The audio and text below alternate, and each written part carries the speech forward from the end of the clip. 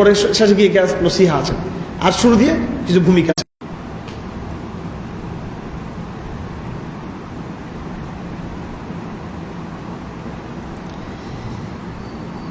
আয়াত নম্বর 7 সূরা আম্বিয়া, ওয়ামা আরসালনা ক্বাবলাকা ইল্লা রিজালান নূহি ইলাইহিম ফাসআলু আহলা যিকরি ইন কুনতুম লা তা'লামুন। ইতিহাস একটা বড় মানদণ্ড। আবার ইতিহাস কখনো ভুল হতে পারে, কখনো সত্য হতে পারে। ইতিহাস দিয়ে অনেক কিছু বিচার করা যায়। মানব জাতির ইতিহাস আমাদেরকে জানতে হবে। মানব জাতির ইতিহাস মানব রচিত কিছু ইতিহাস আছে, আর মানব জাতির ইতিহাস আল্লাহ কিছু ইতিহাস আল্লাহ পাক বলেছেন আমাদের সামনে।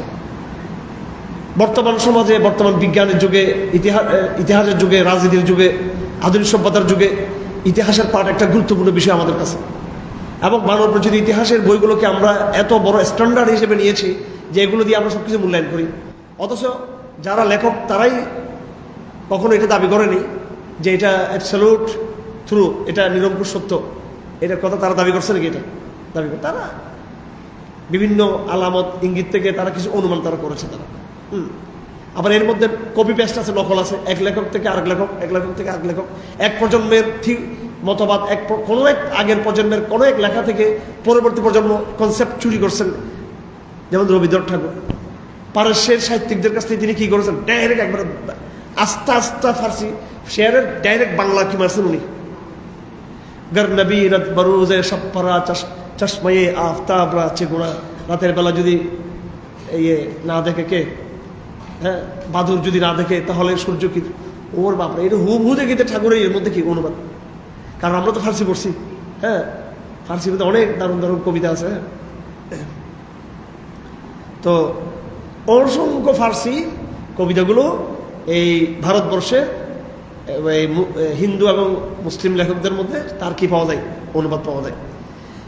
তো আল্লাহ পাক সুবহানাহু ওয়া তাআলা এমন এক ইতিহাস এবং সাহিত্য নিয়ে আসছেন যেটা কোনো কিনা নকল না, যেটা কিনা নকল না। তো এখানে আয়াত নম্বর 7, ওয়ামা আরসালনা ক্বাবলাকা ইল্লা রিজালান নূহি ইলাইহিম ফাসআলু আহলা যিকরি ইন কুনতুম লা তা'লামুন। এই আয়াতটাকে আমাদের উলামায়ে কেরাম শুধু তাকলিদের ক্ষেত্রে নিয়ে যায়, যে উলামায়ে কেরামদের কাছ থেকে জিজ্ঞেস করে তোমরা কি বলো, মাসলা বলো। এটা তাকলিদ যেটা, অর্থাৎ আলেমদেরকে জিজ্ঞেস করা। তাকলিদ বললে আমাদের অনেক ভাইদের কাজ হবে। আমাদের সালাফি ভাইরাও তো তাকলিদ করে কিনা? হ্যাঁ, ওরা এই সালাফি আলেমদের তাকলিদ করে, ইবনে তাইমিয়ার তাকলিদ করে, আহমদ বিন হাম্বলের তাকলিদ করে। তাকলিদ চাই তো তাকলিদের মাধ্যমেই তো আমাদের কারণ আমরা আমাদের থেকে যারা বেশি জানে আহলে হক তাদেরকে অনুসরণ করবো, তারা তাদের কাছ থেকে এইভাবে সাহাবা পর্যন্ত যাবে, নবী পর্যন্ত যাবে। তো এটা এই আলেমদের কাছ থেকে মাসলা জেনে নেওয়া। ফাসআলু আহলা যিকরি ইন কুনতুম লা তা'লামুন। আওয়ামদেরকে বলা হয়েছে তোমরা আলেমদের কাছ থেকে মাসলা জেনে নিবা। এটাকে আমরা ইলমি অঙ্গনে ব্যবহার করি আয়াত থেকে, কিন্তু আসলে কিন্তু এটা যতটা ইলমি অঙ্গন তার চেয়ে এটা আকীদা এবং ইতিহাস। আকীদা ইতিহাস কিন্তু একদম সেম, আকীদা এবং ইতিহাস কিন্তু একদম কাছাকাছি যায়। তো আল্লাহ বলতেছেন আমি ওয়ামা আরসালনা ক্বাবলাকা ইল্লা রিজালান, আমি তোমার আগেও অনেক ব্যক্তিদেরকে পাঠিয়েছি, তাদেরকে আমি কি করতাম, যাদের কাছে আমি ওহী নাযিল করতাম। ফাসআলু আহলা যিকর, ইতিহাসবিদদেরকে জিজ্ঞেস করুন। তো এখানে ইতিহাসের গুরুত্ব এখানে রয়েছে। বর্তমানে পাশ্চাত্যের যেই শিক্ষা ব্যবস্থা, এটা এমন একটা লিটারেচার তৈরি করছে আমাদের সামনে, যে লিটারেচারের মাধ্যমে মানুষের উৎপত্তিকে বিবর্তনবাদ দিকে নেওয়া হয়েছে। লক্ষ হাজার বছরের বলা হচ্ছে ইতিহাস। মানুষ আসলে এরকম ইতিহাসটা মানুষের উৎপত্তি হয়েছে ঠিক এই কাঠামো থেকে উৎপত্তি হয়েছে। মানুষের ইতিহাস হাজার হাজার বছর নয়, লক্ষ লক্ষ বছর তো প্রশ্নই আসে না। মানব জাতির উৎপত্তির ইতিহাস, উৎপত্তি এবং বিকাশ এরকম সীমিত। এবং এই কথা করার কিন্তু জায়গায় জায়গায় আছে। তোমরা আহলে জিকিরদেরকে, যা বাস্তব জানে, ইতিহাস জানে, তাদেরকে জিজ্ঞেস করো। আহলুল জিকির যারা বর্তমানে ইতিহাসের বই লিখছে, এরা আহলুল জিকির না। ডারউইন আহলুল জিকির না। আরো অন্যরা যে সেপিয়েন্স সম্পর্কে যারা বই লিখেছে, mankind, brief history of the mankind যারা লিখেছে, এরা ইতিহাসবিদ না, এরা আহলুল জিকির না, এরা বাস্তব জানে না, এরা অনুমান করে লিখছে। তো কোরআন এখানে আমাদের সামনে ইতিহাসের চ্যালেঞ্জকে খাড়া করছে। ইতিহাস সুতরাং একটা চশমা আপনি চোখে লাগিয়েছেন, এই চশমা দিয়ে দুনিয়া দেখলে হবে, এটা লাল চশমা, সব কিছু লাল নজর আসবে আপনার, হলুদ সব কিছু হলুদ নজর আসবে আপনার। আহলে জিকিরের চশমা লাগাতে হবে যেটা বাস্তব স্বচ্ছ।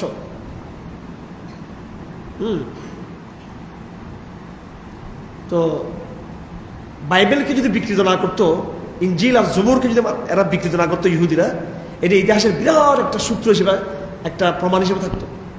তারপরও বিকৃতির মধ্য দিয়েও সেখানে বহু সত্য ইতিহাস সেখানে আছে, হ্যাঁ, যেটা বর্তমান যে সেকুলার যে ইতিহাস। আমাদের ভাইরা, আপনারা যারা আধুনিক প্রজন্মের ভাই বোনেরা আছেন, খুব সাবধান।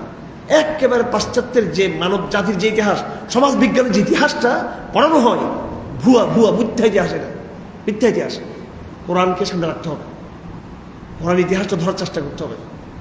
আমি আগেও বলছি, আবারও বলছি, এই যে নূহ, নূহ কোরআন বলে না বারবার নূহ, হ্যাঁ, এই ইতিহাস এই পর্যন্ত যেতে পারে, অধিকার যেতে পারে না, কিন্তু আর তো যেতে না পারে কি বলে মানুষ আগে কুত্তা ছিল, ব্যাঙ ছিল, শিয়াল ছিল, লেজটা কেমনে ভরে গেছে, ওগুলো বলা শুরু করে। কারণ ইতিহাস জানা তো, আর ইতিহাস তো নেই, জানা তো। আল্লাহ তো ইতিহাস নূহ থেকে শুরু করছে, সভ্যতার বিকাশের ইতিহাস। এর আগে আদম আলাইহিস সালামের কথা।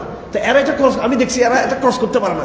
এই বড় এই অ্যারামেটিক সভ্যতা, মিশরীয় সভ্যতা, পারস্য সভ্যতা, রোমান সভ্যতা, এরপরে ইরাকের সভ্যতা, মুসল সভ্যতা, মিশরের সভ্যতা, এগুলো বলতে বলতে বলতে বলতে ৩-৪ হাজার পর্যন্ত যায়, কোনো মতো ৪-৫ হাজার পর্যন্ত যায়।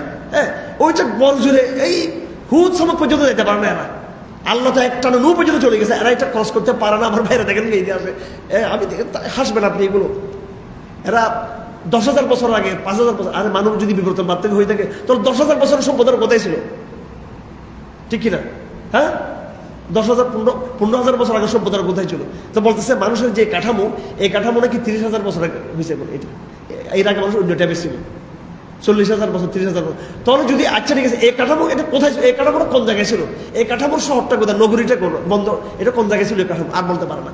ওই অ্যাবসলিউট ওই নূহ আলাইহিস সালাম, আদম আলাইহিস সালাম প্যাটার্ন, এটাই হিস্ট্রিক্যাল প্যাটার্ন যেটা কোরআন আমাদেরকে দিয়েছে, এটাই চূড়ান্ত, এটা অ্যাবসলিউট। এই historical Quranic pattern, Quranic historical প্যাটার্নের বাইরে এখানে কি অন্য কোনো ইতিহাসের প্যাটার্ন এই পর্যন্ত কোনো লেখক কি করতে পারে নাই, এটাকে ক্রস করতে পারে নাই। এটাকে আমার কথা বুঝে আসতেছে আপনাদের? বুঝে আসতেছে আমার কথা কি বলতে চাচ্ছি? পড়ালেখা করেন কিনা আমি জানি না আমাদের প্রজন্ম। যদি আপনারা পড়ালেখা করে থাকেন, কলেজ বিশ্ববিদ্যালয়ের ছেলেমেয়ে যদি আপনার, এখন তো কি পড়া, ওই তো পরীক্ষার জন্য সব নোট দেখে সবগুলো, এই জন্য কথা বুঝে আসা না। ভালো মতো যারা এই আধুনিক সিলেবাস পড়বে, সে নাস্তিক হতে বাধ্য, সে সংশয়বাদী হতে বাধ্য। সে এই সিলেবাস পড়ে আমাদের প্রজন্ম গণহারে সংশয়বাদী হচ্ছে না কেন? এ পরীক্ষার জন্য, say for exam, for career, for job. এই জন্য ভাগ্য বলা যায় এটা কি হচ্ছে না, সে নাস্তিক হতেছে না। এর বুঝি বুঝি পড়লে এটা এই সিলেবাস, হ্যাঁ শেষ, কাম শেষ। এটা বানাইছে মানুষকে নাস্তিক বানানোর জন্য এই সিলেবাস। কথা বুঝে আসছেন না? এই সিলেবাস তৈরি করে, এই সিলেবাসের একদম যে তার মূল যে তার যে নেচার, মানুষকে সেগুলার বানানো, বস্তুবাদী সিলেবাস। আল্লাহ পাক এই জায়গায় ইতিহাসের এটাকে নিয়ে আসছে আমাদের সামনে।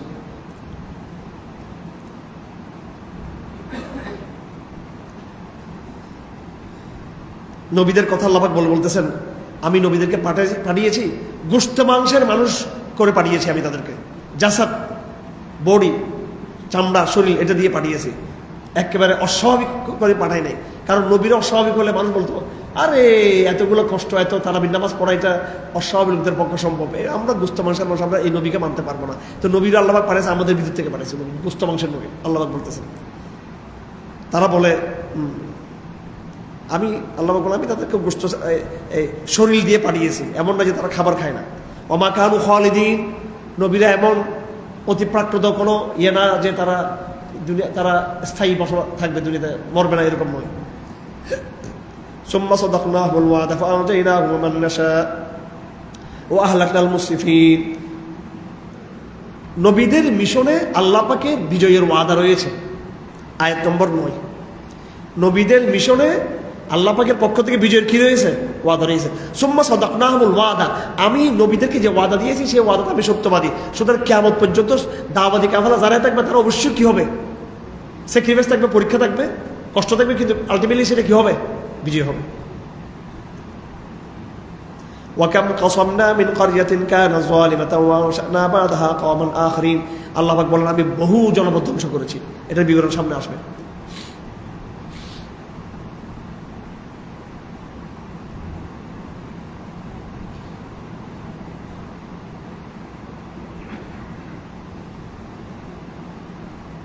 আয়াত নম্বর 22, লাউ কানা ফীহিমা আলিহাতুন ইল্লাল্লাহু লাফাসাদাতা।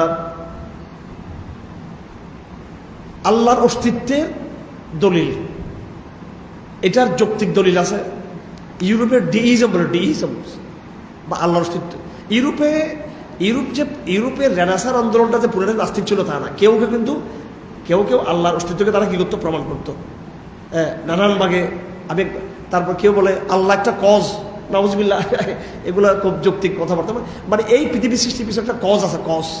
তো তারা সেটা নাম দিয়েছে কি সিঙ্গেল কজ। এটা আল্লাহ নাকি সিঙ্গেল কজ, একটু ডাইনামিক আর কি, সিঙ্গেল ডাইনামিক কজ আল্লাহর নাম দিয়েছে। আর কেউ বলে যে একটা মাইন্ড এই পৃষ্ঠকে চালাচ্ছে, তার নাম দিয়েছে ইউনিভার্সাল মাইন্ড। তো একভাবে মূল্যায়ন করছে আল্লাহকে। তো নাউজুবিল্লাহ নানান এখানে যৌক্তিক লজিক বিদ্যা, তর্কবিদ্যার বিভিন্ন সূত্র দিয়ে আল্লাহকে ইয়ে করা যায়।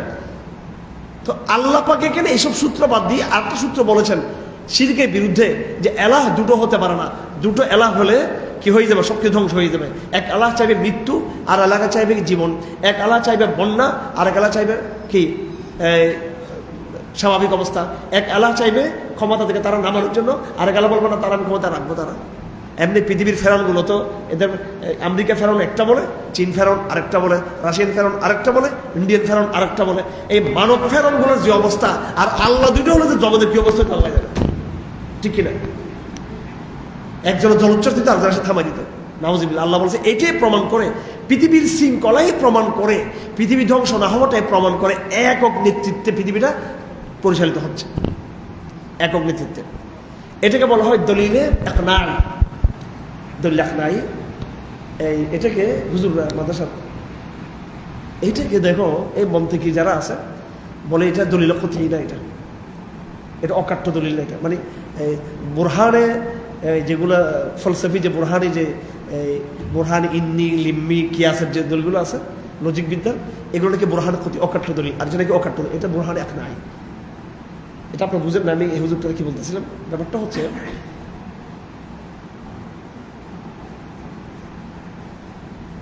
আল্লাহর অস্তিত্বের প্রশ্নটা, হ্যাঁ, এটা যুক্তির বিষয় নাকি এটা মনের বিষয়? হ্যাঁ, যতটুকু যুক্তি দিয়ে আল্লাহ আছে এটা প্রমাণ করা যায়, অতটুকু দিয়ে আল্লাহ না এটা প্রমাণ করা যায়। যুক্তি এটা সীমিত, ঠিক আছে? যত থেকে যুক্তি আছে, কিন্তু কোরআন এইরকম মন বিবর্জিত, বাস্তবতা বিবর্জিত, সজ্ঞা বিবর্জিত, ইনটিউশন বিবর্জিত, নিছক যেটা যুক্তি, নিছক যুক্তি, এই পথে কোরআন কিন্তু কি চলে নেই।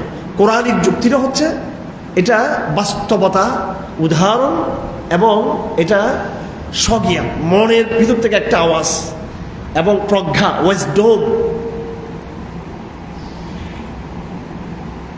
ছোট ছোট বাচ্চারা বেশি তর্ক করে, ঠিক আছে, ইয়াং ছেলে পেলে, কিন্তু সিনিয়ররা চুপচাপ বসে থাকে, কথা কম বলে, ঠিক না বেঠিক? লাফালাফি শেষ, তর্ক বিতর্ক, সে একটা কথা লাস্টে বলে, ওইটা হচ্ছে আসল কথা, মুরব্বীদের কথা, ঠিক কিনা? তো এটা একটা যুক্তি হচ্ছে একটা তেজস্বী ব্যাপার, তরুণ।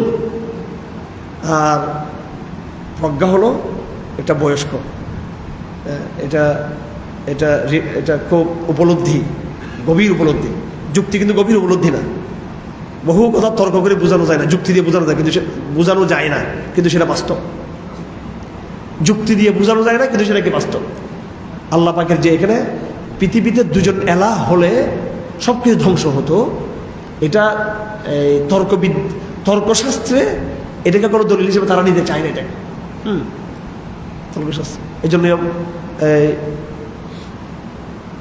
গজালি আহমদুল্লাহ বলছে, যারা এগুলোকে কি বলবে, দলিল ক্ষতি বলবে না, সে কাফের হয়ে যাবে, সে ইমান থাকবে না। কোরআনিক দলিলের প্যাটার্নটা তর্কশাস্ত্রের দলিলের প্যাটার্ন এক না। কোরআনিক যুক্তি আর তর্কশাস্ত্রের যুক্তি কিন্তু কিনা এক না। ইমোশন একটা ব্যাপার আছে কিন্তু। ভাই আপনারা বলেন তো, দুনিয়াটা কি যুক্তি দিয়ে চলে নাকি ইমোশন দিয়ে চলে? হ্যাঁ, শুধু যুক্তি দিয়ে চলে? হ্যাঁ, পরিবারটা কি যুক্তি নাকি ইমোশন? বাস্তবতা কিনা সেটা? হ্যাঁ,